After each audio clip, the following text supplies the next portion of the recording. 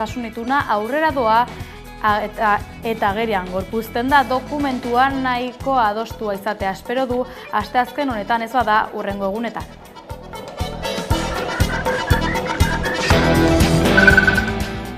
Erasotzailearen kontrako salaketa ez jartzea erabakitzen duten indarkeria matxistaren biktimak ere babestu egin behar direla uste du Iñaki Subijana, Euskal Autonomia Erkidegoko Justizia Auzitegi Nagusiaren presidenteak, baita biktimak babes horri uko egiten dion kasuetan ere. Adierazi duenez, indarkeria matxistaren biktimen babes publikoa bermatu behar da, baita babes hori eskatzen ez duten emakumeen kasuetan ere. Ahalegin bat egin behar dela adierazi du.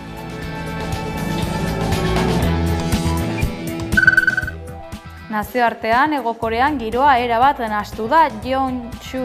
Jeol herrialde horretako presidenteak gerra legea ezarri zuen atzo posizioari matxinada bat prestatzen aritzea egotzita. Atzera egin behar izan zuen berehala ordea parlamentuaren eskariak eta kaleko presioak behartuta.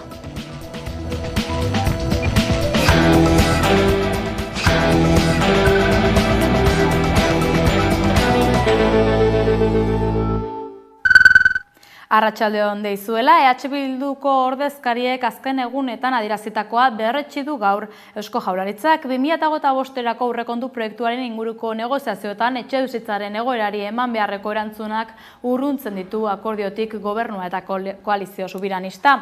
Alde nabarmena dago bi ereduen artean, Imanol Pradales lehendakariak azaldu duenez, Ark eta Denis Itxaso etxebizitza sailburuak koalizioaren gain jarri nahi izan dute haustura baten zama.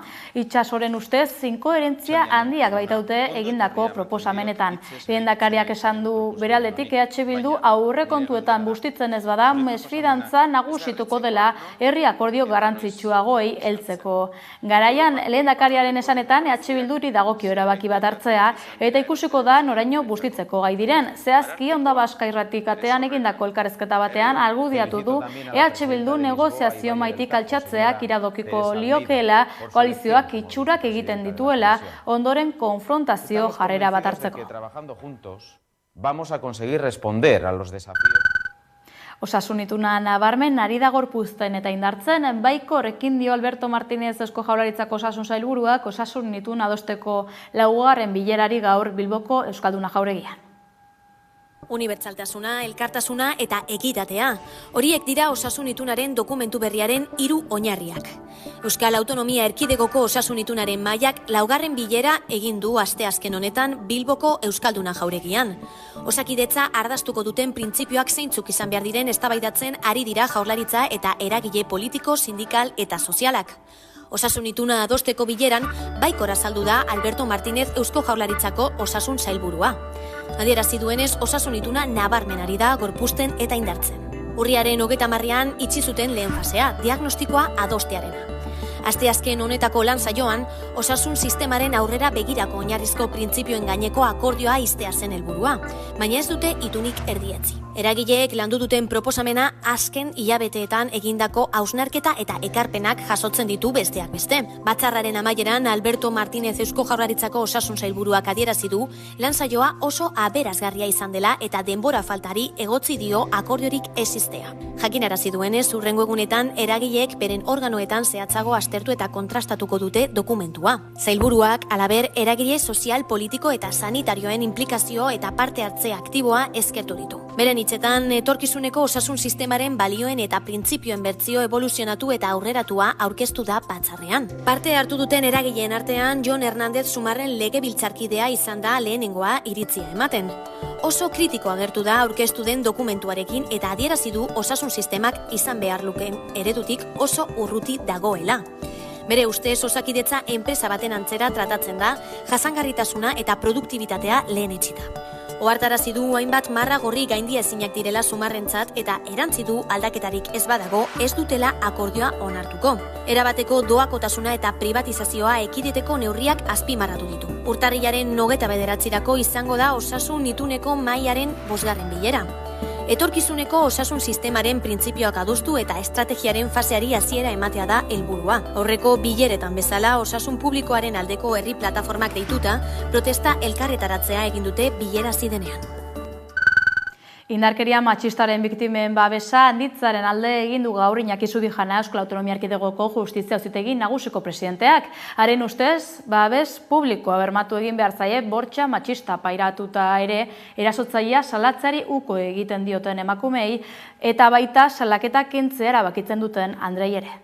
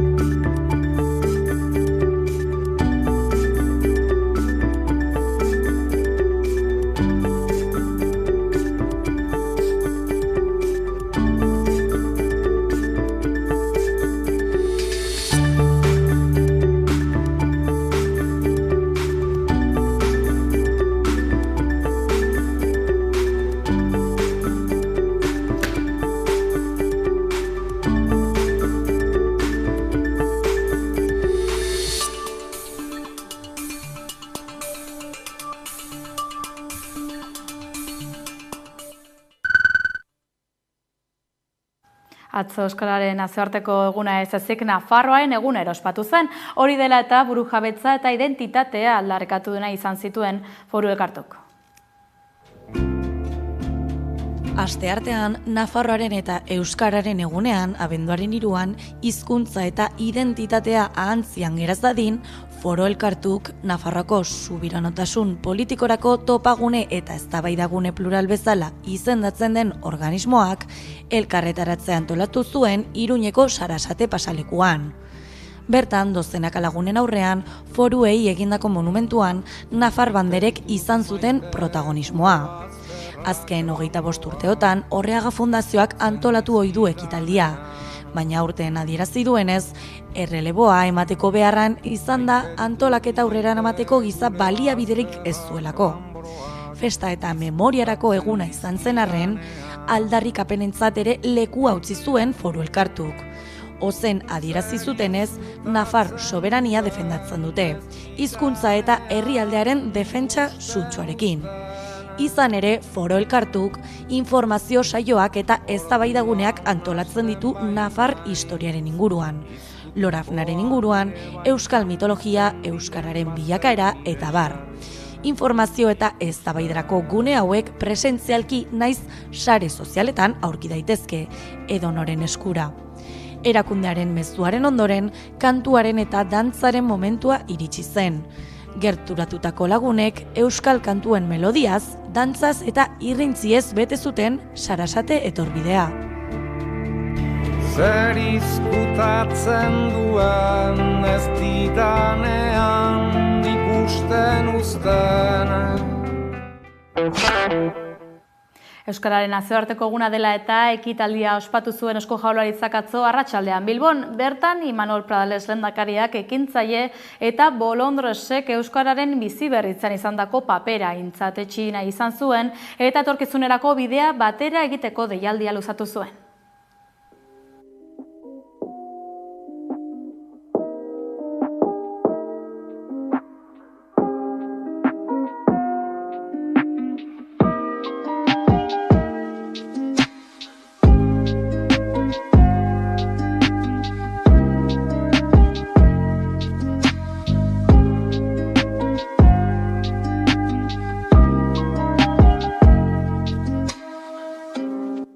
Zubiak behar ditu euskarak, zubi berriak, eraskotako zubiak, gozameneko zubiak, baita emozionalak ere.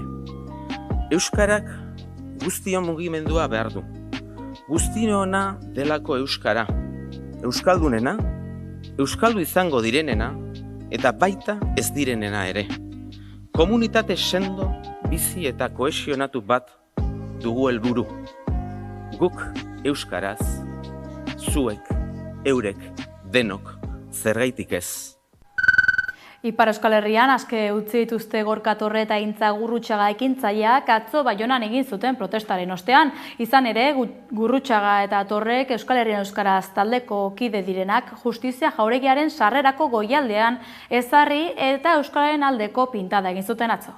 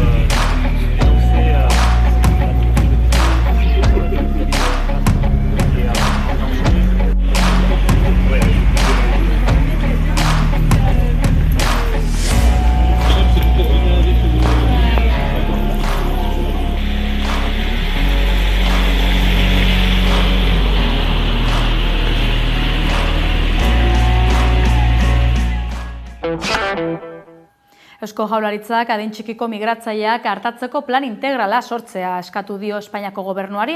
Atzo Madrilen Espainiako Gazteria eta Haurren Ministerioarekin izandako bileraren ostean, Sánchezen gobernuak haurretan nerabe horien banaketa soilik jarri duela mahai gainean adierazi zuen Nerea Melgosa Ongizate Gazteria eta Erronka Demografiko sailburuak.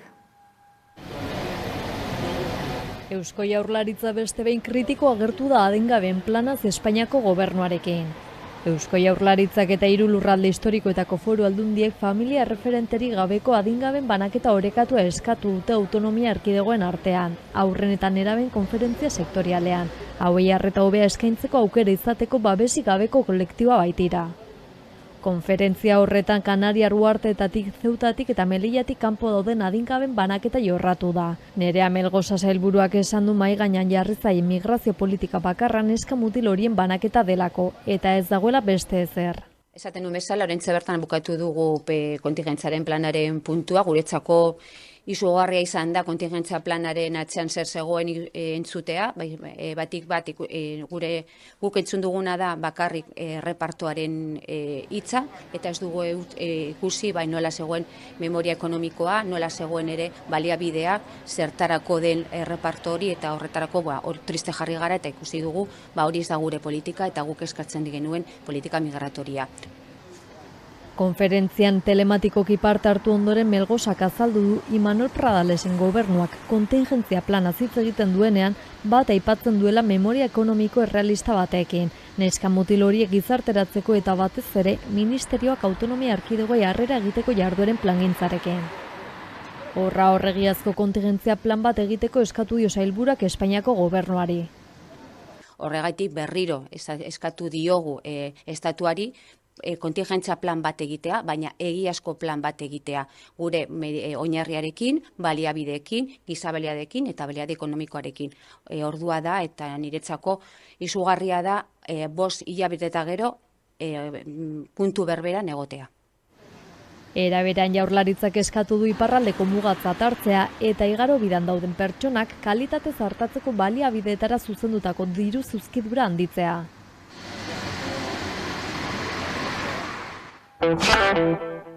Nazioartean tentsioa nagusi azken orduetan Hegokorean, izan ere estatu kolpe bat egin izana leporatu diote indarrean dagoen Yoon Suk-yeol presidenteari lege martziala alde batez ezartzea erabaki ostean. Parlamentuak egoera baztertu ostean oposizioak zentsura mozioa aurkeztuko duela baieztatu du.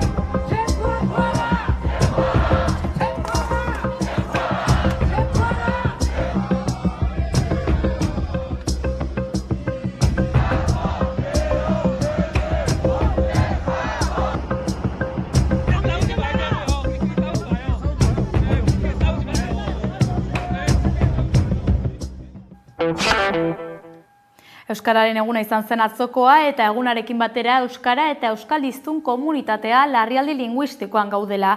Adierazteaz gain larrialditik indarraldira egiteko deia luzatu zuen Euskalgintza Kontseiluak.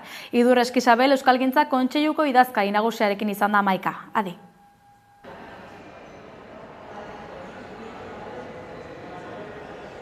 Euskararen nazioarteko egunean egin dugu hitzordua Idurre Eskisabelekin. 2 urte daramatza Euskalgintzaren Kontseiluko idazkari nagusi eta berarekin euskararen egoeraz mintzatu gara.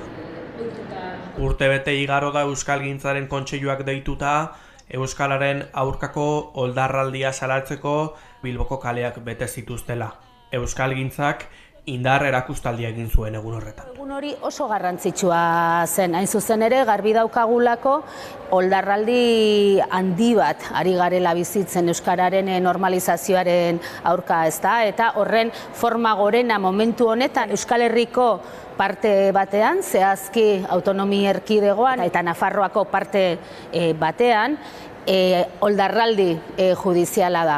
Orduan guretzako oso garrantzitsua zen egun hori adierazi nahi genulako adostasun sozial handi baten kontrako oldarra bildi bat dela gainera. Eta, bueno, egun indartsua izan zen, alde batetik hasi ginelako itxaropen handiarekin, baina galdera handiekin baita ere, ez, gure ikuspegiak, ez, guk ikusten genuen adostasun hori benetan islatuko ote zen Bilboko kaleetan, eta bukatu genuen poz eta unkidura handiz, ikusi genuelako baietz adostasun sozial hori oso handia dela, gainera badagoela esateko gogoa daukala eta indar horrekin bukatu genuen eguna. Eta bereziki aurrera begira lanean jarraitzeko bultzada eta konpromiso handi batekin.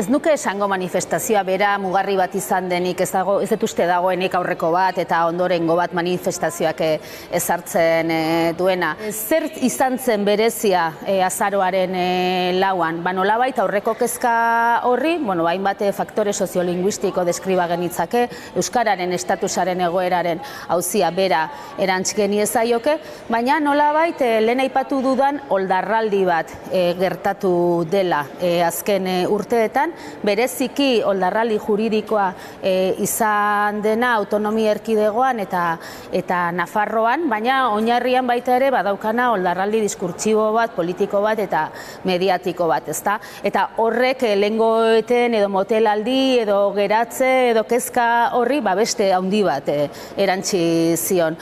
Orduan ez nuke esango aurreko bat eta ondorengo bat dagoenik, baina behar bada bai manifestazio horrek ezarri zuela mugarri bat berriro ere euskaltzaletasunaren artean batetik, baina bestetik hizkuntz berdintasunaren alde dagoen jendearen artean, esateko adostasuna hor dagoela, asko garela eta batzuetan, ez, hori elkarrekin gauzatzea, gorpuzteak eta ikusteak, arnasa eta begirada berriak ematen dizkigula, ezta? Oldarraldiari berari dagokionez, esate baterako oldarraldi judizialari, bai ekarri du kontzientzia hartze bat, ekarri du esate baterako herrietan aktibatzea halako epaiak eta gertatzen direnean, tokian tokiko erreakzioak, manifestazioaren biharamunean kontseilutik protokolo bat proposatu genuen eta aktibatu da eta erantzun da eta horrek sortzen du, ez, giro bat euskaltzaletasunaren eta euskararen normalizazioaren alde, baina bestetik oldarraldiak oso indartsu segitzen du, ezta. Orduan tentsio horretan gaude eta tentsio horretatik ateratzeko bokazioz eta nolabait irtenbidea euskararen normalizazio eta biziberritzera eramateko gogoz. Euskararen normalizazio eta biziberritze prozesuaren azken hamarkadetako susperraldia moteldu denaren zantzuak agerikoak dira azken urteetan eta horren aurrean Euskalgintzaren Kontseiluak adierazi du euskara eta euskaliztunen komunitatea larrialdi linguistikoan dagoela. Lehen da Europako hizkuntz berdintasunaren aldeko sarea, urteko batzarra hemen egin du, Europako 80 elkarte eta hango ordezkariak izan ditugu hementxe, eta han onartu zen ebazpenetako bat, kontseiluak aurkeztutakoa horixe izan zen, ezta? Adieraztea euskara larrialdi linguistikoan dagoela, euskaliztun komunitatea hizkuntza larrialdian dagoela. Pixka bat kontseiluan eta kontseilua osatzen dugun eragileen artean gogoeta zen egoera honek izendapen komun bat behar duela, diagnostiko komun bat, hain zuzen ere gauzak ondo izendatzetik, diagnostiko onak egitetik abiatzen delako gero irtenbidea jartzea ere. Larrialdi linguistikoan gaudela esatea asko kostatu zaigu. Asko kostatu zaigu, nahiz eta hartzen badugun azken inkesta soziolinguistikoa, horra agertzen diren datu eta joera askok horixe erakusten diguten. Edo estatusari begira jartzen bagara, oraindik ere Euskal Herriko zati handienean euskara ez da ofiziala, ez dauka nor izatearen gutxieneko aitortzarik. Edo etorkizunera begira jartzen bagara, globalizazio testu inguru honetan erronkak ikaragarriak dira, ezta? Orduan, larrialdian gaudela esateko elementu asko dauzkagu, diodan bezala diagnostiko zuzen bat egitea ezinbestekoa iruditzen zaigu irtenbide egoki bat bilatzen hasteko, baina ez dugu nahi larrialdian geratu. Ez dugu esaten larrialdian gaudenik gustatzen zaigulako, aitzitik ez genuke nahi inola ere larrialdi hau adierazi inoiz, baina esaten dugu, uste dugulako lehendabiziko urratsa dela larrialdiari berari buelta emateko. Nolabait, lehentasunezko, urgentziazko neurriak hartzen hasteko beste noranzko baten jarriko gaituztenak. Eta horregatik, Euskararen egunaren harira plazaratu dugun adierazpenaren leloa eta hemendik aurrera erabili eta zabaldu nahi dugun mezua horixe da. Larrialdian gaudela, baina larrialditik irtetzeko garaiz gaudela. Larrialditik indarraldirako bidea egiten hasteko gonbidapena da egin nahi duguna eta mahai gainean jarri nahi dugun eskaintza. Ikusten dugun gauzetako bat da Euskararen erabilera soziala ahula dela. Gu jarri nahi dugu begia hori zergatik gertatzen den, eta uste dugu hor egiturazko arazo batzuk daudela. Esate baterako, Iñaki Jurrebaso soziolinguistaren tesiak, azken boladan hain gora aipatua izan denak, oso ondo deskribatzen du hori guztia demolinguistikari lotuta, ez? Bere ondorioa da, Euskal Herri osoa aintzate harturik Euskara zerdaretan baino errazago aritzen garenok 8% baino ez garela. Eta aldiz, erabilera 17% pasatxokoa. Beraz, aukera dugun ia guztietan, erosotasun gutxieneko ematen zaigun guztietan erabili egiten dugula Euskara. Beraz, bestelako arazo batzuk ikusten ditugu egiturazkoak, hau da, ezagutza arin horretatik sakonago edo euskararen benetako jabetza izatera pasatzerako arazo edo ezintasuna, ezta? Hau da, egiturazko arazoak daude erabilera apal horren oinarrian, eta hoiei egin nahi diegu azpimarra, eta dei egin nahi dugu hoiek zuzentzeko politika publiko sendoak behar direla.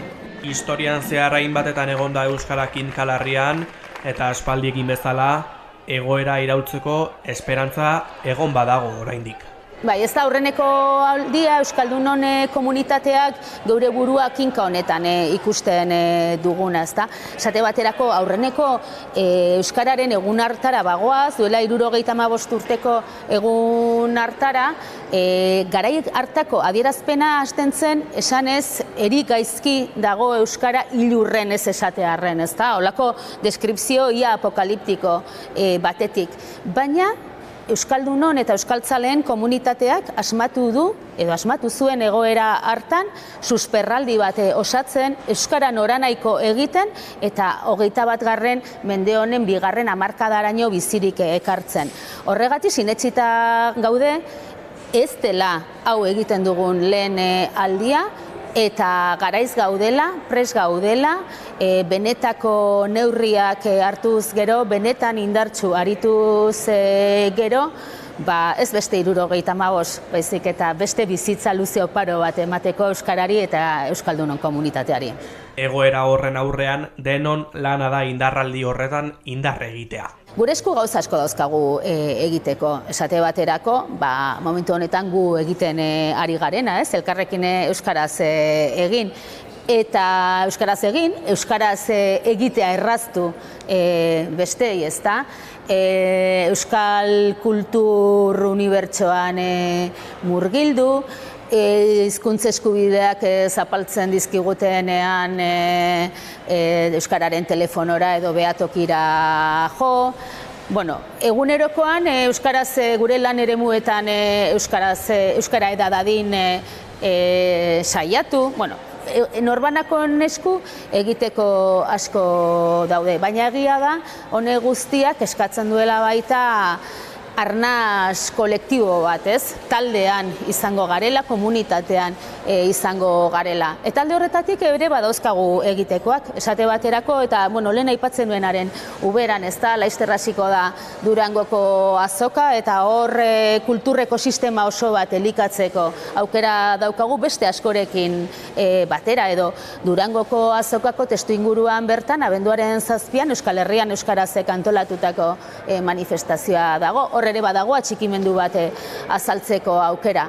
Euskaraldia dator udaberrian, hor ere izango dugu elkarrekin eta komunitatean eragiteko aukera. Eta bai, datorren abendurako kontseiluak nahi du mobilizazio sozial erraldoi bat aurrera eraman, nolabait larrialditik indarraldirako bide hori markatzeko, uste dugulako garrantzitsua dela. Norbanako on ekimena, baina norbanako ok elkarren babesean komunitatean jostea eta aritzea.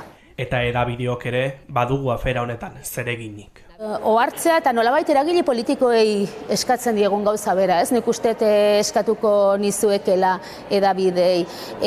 Ulertzea larrialdi linguistikoa diogunean ari garela esaten lehen mailako auzi politiko batez ari garela, ezta? Eta normalean edabideen egitekoa izaten da, guztien interesekoak diren gaiak, ahalik eta ondoen tratatu, interes orokorreko ondorioak izan ditzaten. Halakoxe seriotasunez eta halakoxe oihartzunez jorratzea gai hau uste dutela edabidek egin dezakezuen ekarpena eta euskaraz jakina.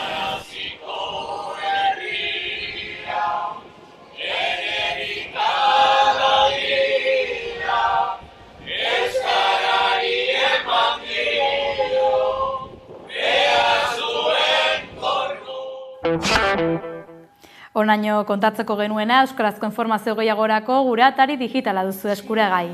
Laster arte. Ditut kalean erantzuten dizut zerako mina mailua bizilagunarena.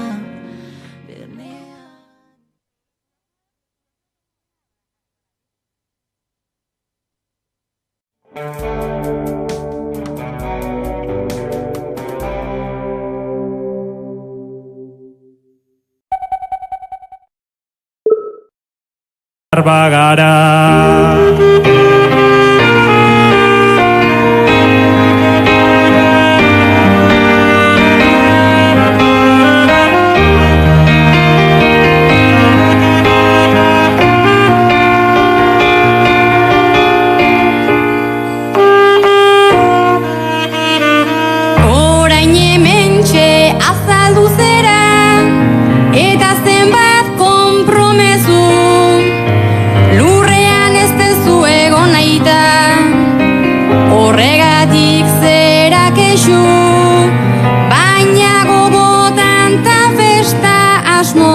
ikusten zaitut zaudezu, txandaka egin dezaukegu dena, zuk zer eskain dezakezu, zuk zer eskain dezakezu.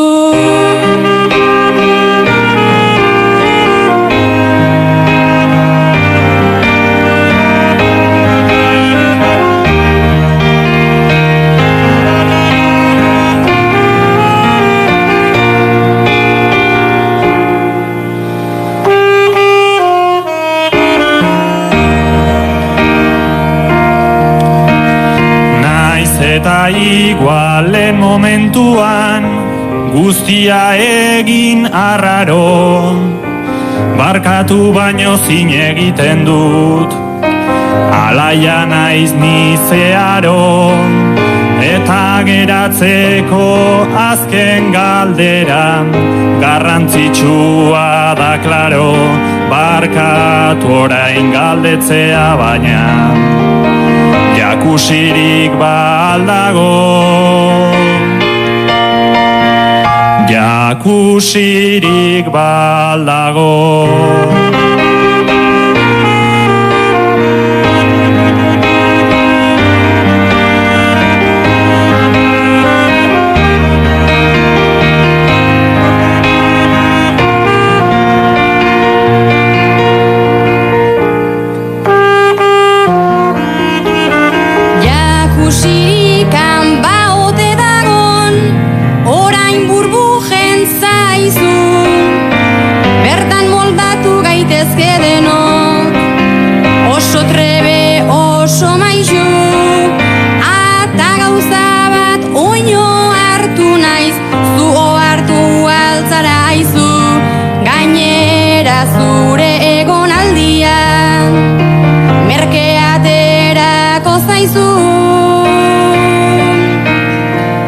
Merkeaterako zaizu.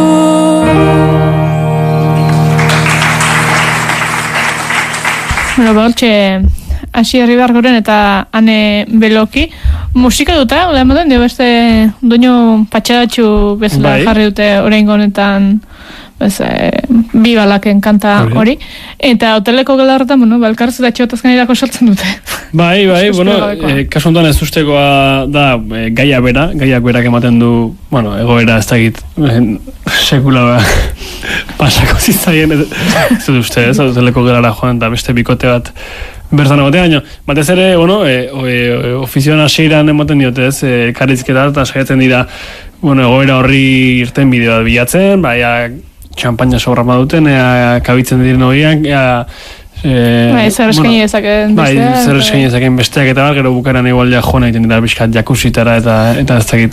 Garapena. Hori, ja bukara dauka hor ofizio, baina ez usteko haren aurrean ere, ez da, zertan sorpresa sentitu behar bakarrik, baizik eta sorpresa hori ere, izan daitekela, hau planteamendu hau baldin bada, hemendikan zer atera dezakegu, ze ekarpen egin dezake bakoitzak hoteleko gela hortan, hau ja gertatu da, gozen, atzera ez du, gertatu da, gozen ze... Eta hori, gaina, lekua ebera ere kurioso da lehen aipatu dugu. Bai, Zarauzko ez egin baduka izen bat, Bai, niri eretzait ateratzen horren, Bueno, bela, oinoz tita iristen zara, eta oso pista polita dauzka. Bai, Zarautzetik gertu aldi mazade, bai. Bestela, Bilbotik atera behar bali mazu. Zarauztik gertatik. Bueno, Bilbotik, besteleko batzetatik baino gertuago dago, ala ere. Hori ere, bai. Segun zen bademora daukazun. Bueno, aurrera goaz, eta, bueno, hau da, Euskal Herriko Bertsolari txapelketa nagusiko, azken txapelketa nagusiko, final laurdenetako bat zen, lehenengo rondako saioa. Lehenengo rondako saio bat. Bai, Donostian, eta ganbarako lan bat entzungo dugu? Hori da. Sorpresan hundi da dotoran edo. Bai, entzutea eta, lehenengo kolpen harrapatuko du jendeak. Nor lehen bertsolari entzun da, zerbait... Sorpresak badatoz. Bueno, esan gabe ere, sorpresa datoz, Donostian. Einaut, hauze duzu gaia. Badakizu min egingo diola, baina pentsatzen duzuna esatea erabaki duzu. Naiz justu kabitu, asko kostata erditu, baneukan nahiko meritu, bultzaka nintzen arritu, inguru horta gerturatuak, erizain eta mediku, hankatik jarri zintzilik eta toaiarekin garbitu, arnaza azkar hartu zuen ta enintzan asko larritu, baina denbora badoa eta bera ezin da mugitu. Oraindik ere etxen bizi da, ta 27 ditu. Ta 27 ditu. Ikasi ingenieritza, naizta maite duen hitza, hortxe joan zan bere gisa, unian nahiko ekintza.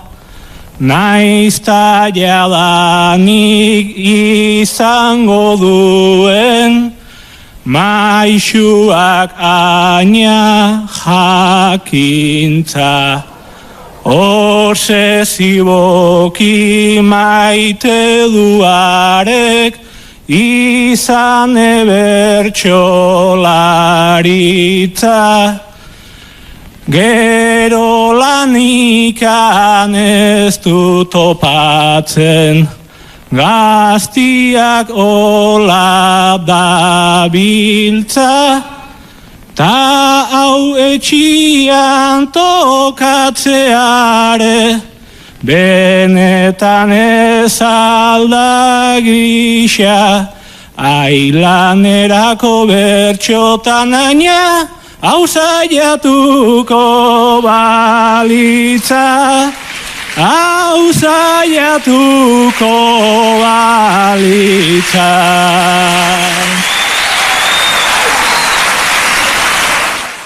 Txapelketazun gainera, ta publikoa gainera, naizta ez dan jun gainbera, ta be ustez in aurrera, agurra fuerte bota du baina, puntuatuan txarrera. Gixara juak honetan ere, topatu baitu barrera. Erdinegarrez hori iritsi zait, afal orduan etxera. Esan behar diot lasaitu zaitez, ume koskor bat etzera, ta hanbi aldu izuten bezala, zoaz hemendik kalera, zoaz hemendik kalera. Eta, bueno, txalo sorta bat jasotzen dugu hor gainautek, Iñon Martigorenak, eta badelako, azinen, kanbarako ariketa edo bihurtu da pixka bat bera kantatzen duenean, ea nondik aterako den pixka bat, ez? Edo, baizik delako askotan, bueno, gaiak ematen duen tarte horretan edo zerbait kontatu nahi duena, edo berezia aurkitzen, beste abia puntu bat aurkitzen, normalean, gehiengoak hartzen ez duguna edo, eta horrek sortzen duela, ez, publikoaren gana, aber gaur zer. Hori da, gaitasun handiak hortarako, ez, gai bati oso denbora tarte murritzean segulako buelta emateko gaitasun hori dauka, eta hori oso jende gutxi dauka, eta kasu honetan ez ustekoarekin lotuta, pixka bat bertsoaldi guztia doa pixka ez ustekoz beteta, ez da? Azteko gaia, ez? Esan egingo diozu edo oso nola gaia esan egingo dizu eta negar egingo duen, baina esatea erabaki duzu edo dena delakoa. Eta azten da, deskribatzen ez, egoera bat, ume bat, jaio, garbitu, erditze bat, garbitu, mediku, ez da, eta lehenengo kolpea ezin da mugitu eta ordu arte ezagizu ondo zertaz ere non bukatuko duen bertsoa eta azkeneko puntuan 27 urte dauzka eta bendikan ez etxetik joan. Hor lehenengo ez usteko dator. Gero hasten da ere deskribatzen bertsolaritza lana eta nolabait gero txarpeketarekin bukatzen du hasten da hirugarren bertsoan eta oraindik gaiari zehazki behintzat erantzun gabe esan testuinguru bat oso osatua kokatzen du, baina oraindik ezer esan gabe edo eta zalantza hori ez, noiz esango dio, zer esango dio, txarpeketarekin lotura izango eta ez, lehenengo bertsora bueltatzen da eta han bihar izituzten bezala zoazen mendik kalera, ez dakit. Da ez usteko bat bestearen kateatzea ia.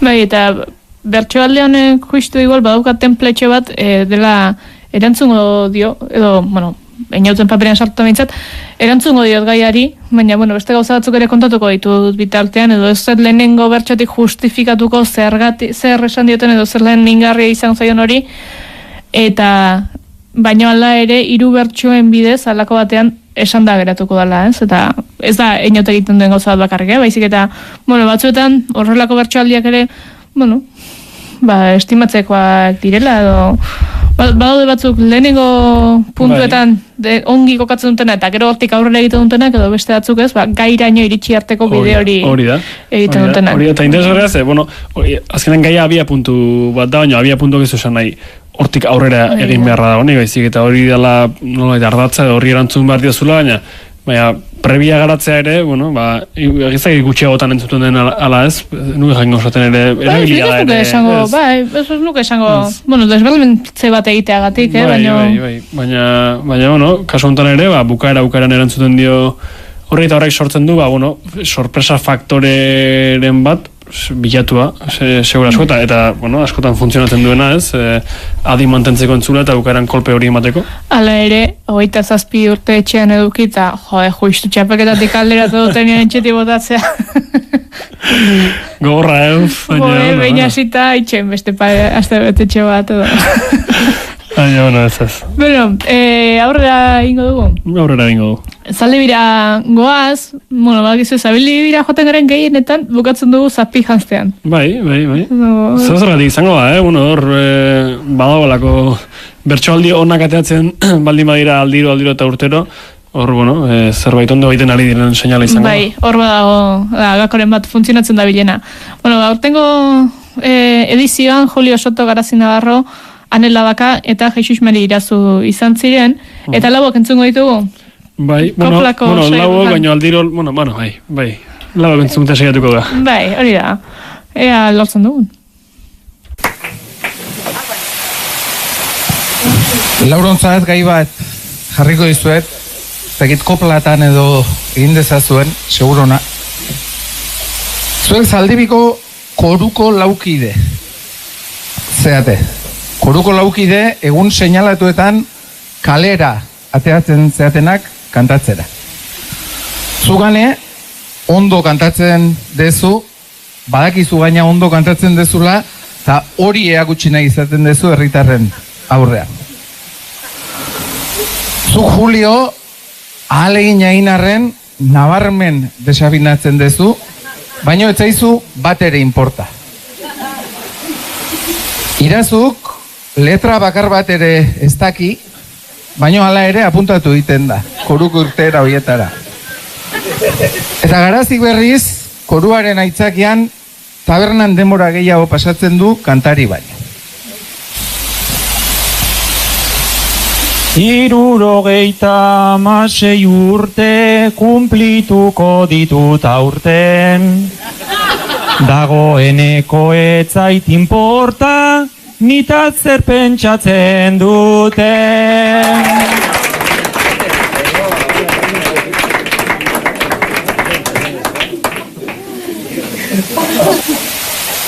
Sagardo pixkate kartzazue beharrezko ezaltzan ba. Hemen ahotsa ez da berotzen, oxigenoa edan da. Ahotsonekin nahiko nituzke belarri guztiak urtu. Julio jarri nere atzean eta pixka bat makurtu. Ez letra eta ez solfeorik, baina irtetzen da zerbait. Beti Santa Fe nahi izaten dut, Santa Fe ateratzen zai. Abildaderik baldin baneuka, hobe egin nahi nukenik. Baino ez pentsa bertsolariek, hobe egiten dutenik.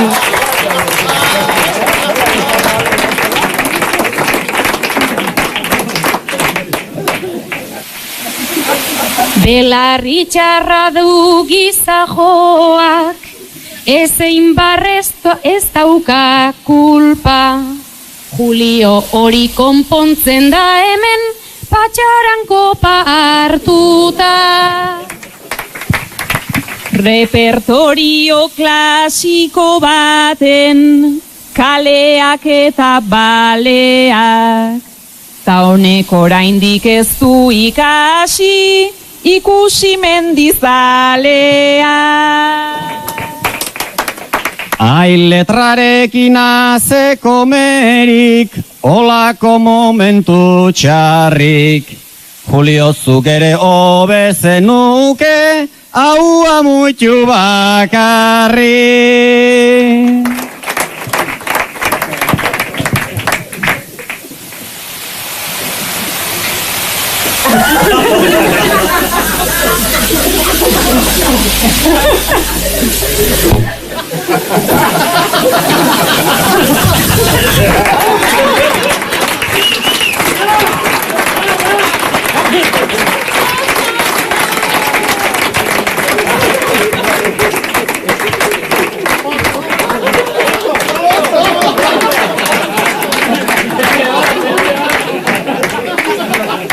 Hori da Soto nire laguna, gaitasuna bai zurea.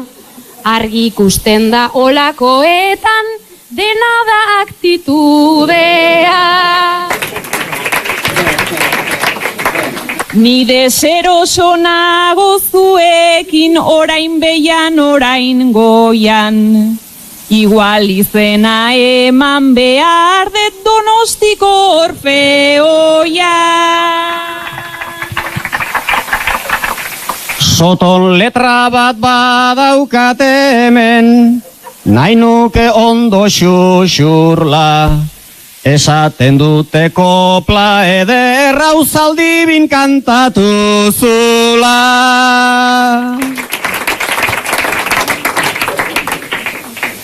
Aber Julio zentratu zaite, estutzen doa ataka. Saiatzen denak lortu dezake, pixkanaka, pixkanaka.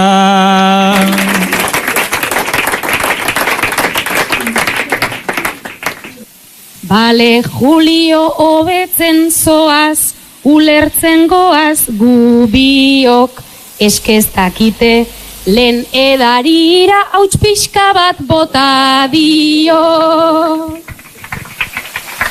Ai konpaini